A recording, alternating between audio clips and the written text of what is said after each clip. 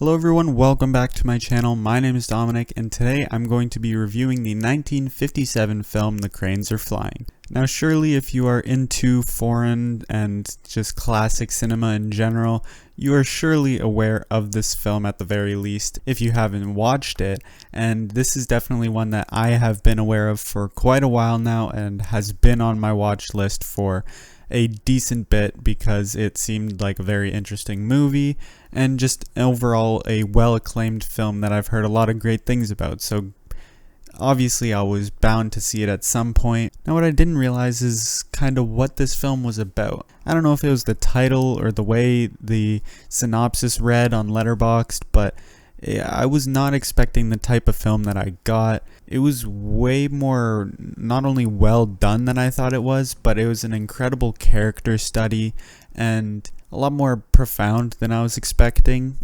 even for a war film.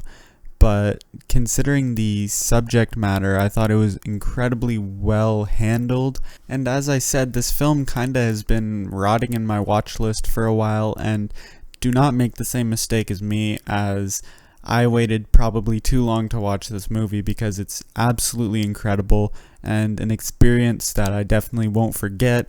It is one of my absolute favorite movies of all time now. It is my favorite war film of all time. It just checks off so many boxes and it's just so amazing and well done that I will be getting more into detail in this review. But if you guys want sort of just a general non-spoiler review, if you haven't seen the film, it is an incredibly well done war movie, specifically about a love triangle during World War II and sort of how these moral choices and how war depicts these relationships between soldiers and these women, and how some of the men who stayed home felt, and how that dynamic sort of built between these people. And it's hard to do it justice by just explaining the plot because it is truly a lot more. There truly is a lot more to it than just a World War II love triangle. Even besides the technical elements, the story has a lot more to give than just that. So it is an incredibly profound and interesting film that has some incredible imagery that still is burned into my mind at this point, and some really, really good acting and some amazingly well done characters. So if you just love a really well done war film that is an extremely interesting character study as well, I would highly, highly recommend this film. Now let's get into more detailed elements of the film. I want to get into the technicals of it because I think above all else this is a technical marvel to behold. It is absolutely incredible. This is one of the few times that I've genuinely noticed how excellent the direction is in this movie. The director, who unfortunately his name I cannot pronounce for the life of me, did just an absolutely phenomenal job with this movie. It is paced to perfection. The writing and camera work utilized in this movie is just absolutely insane, and there is a surgical-like precision to the cinematography and the camera movement, to which it frames every shot just absolutely perfectly and conveys the message and tone of the film through the cinematography absolutely seamlessly and with zero to little resistance. It is just so incredibly well done from a visual standpoint, and on top of that, the writing is top-notch. You care for all of these characters. You actually believe in this relationship that is built from the beginning of the film, and you kind of are rooting against the other guy who's trying to get this girl. It is a very, very well written movie, and even in just the dialogue, it's very, very realistic and just really interesting and immersive the entire way through. Not even to mention the fact that it's not super long to begin with, so it's hard not to be immersive. This film even takes that step up, and it is just so, so enthralling. It is a concise and tightly wrapped story that really takes no time to meander and go through the motions. It really just gets straight into the meat and potatoes of the whole thing.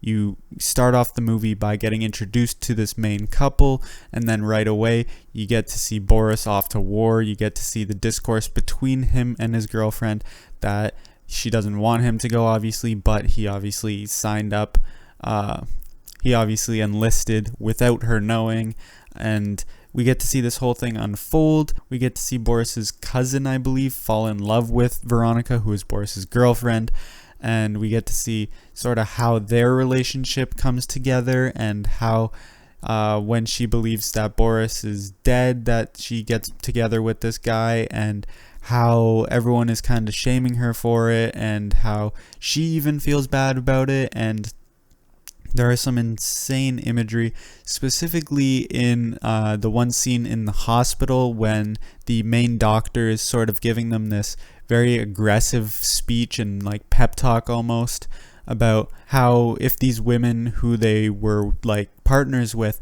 get with another man while their man is off at war, that they're cowards and they're weak and they don't deserve these men, all while Veronica was in the room doing the exact same thing. And there are images of her just terrified face up close, like very extreme close-up shots that are extremely potent and very, very effective.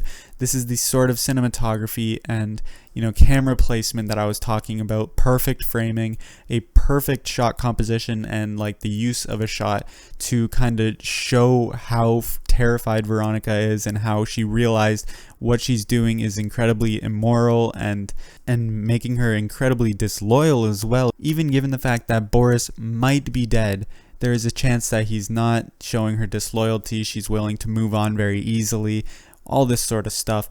And it all sort of culminates into the end of the film where we realize that Boris is actually dead from his injuries and whatnot. And then Veronica comes to realize, obviously breaking off her relationship with Boris's cousin and all that, and she just comes to realize all of the wrongdoings that she's done. And even though the film ends off on a very bittersweet note, because obviously she doesn't get to reunite with Boris as all of the other women in the train station are reuniting with their partners, their husbands, but she does realize the sort of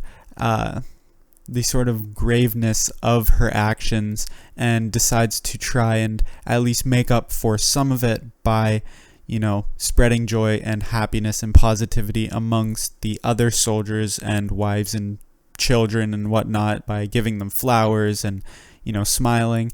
So it's a really, really interesting character arc, specifically with Veronica in this film. She kind of goes from someone who is very clingy, does not want Boris to go off to war at all, gets super mad at him, and then moves on from him. So she kind of takes that's her big climax, is when she's with someone else. But then she kind of comes back down into her senses at the end of the film, sort of coming full circle with that arc and being the person that she was set out to be at the end of the film. I think it's incredibly, incredibly well done. Veronica is an incredibly interesting character, super well written and acted, not to mention the performance by Tatiana Samoylova.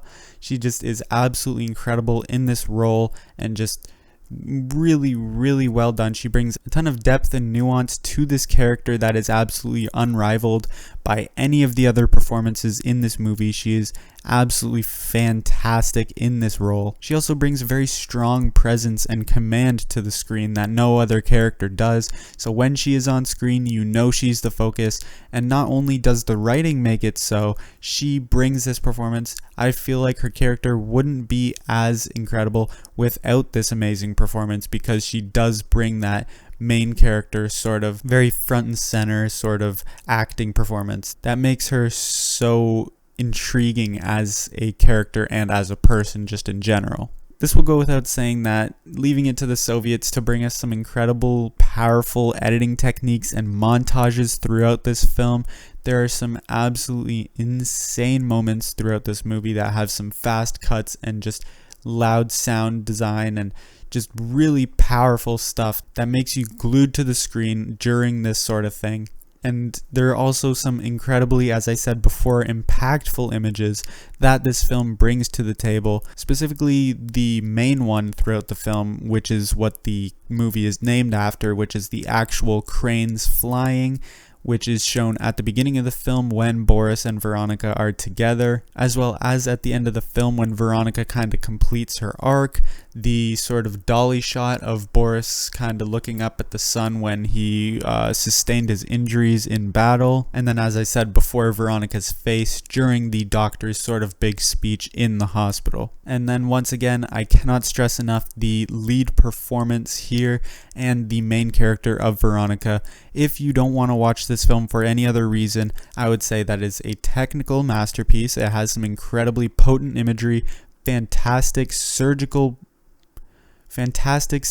precise cinematography, and just some incredible writing and character development for the main character, Veronica. The Cranes Are Flying is an absolutely impeccable World War II film from the Soviets, and it is one of my favorite movies of all time now. I know a lot of my reviews are for films I love because those are the ones I want to talk about most, obviously, but now that I'm doing more movie reviews, you'll see less like 9 and 10 out of 10s on the channel. But regardless, for my first movie review back, I wanted to talk about this absolute masterpiece of a wartime film. I'm going to give The Cranes Are Flying a 10 out of 10. I absolutely adore this movie, and I cannot recommend it enough.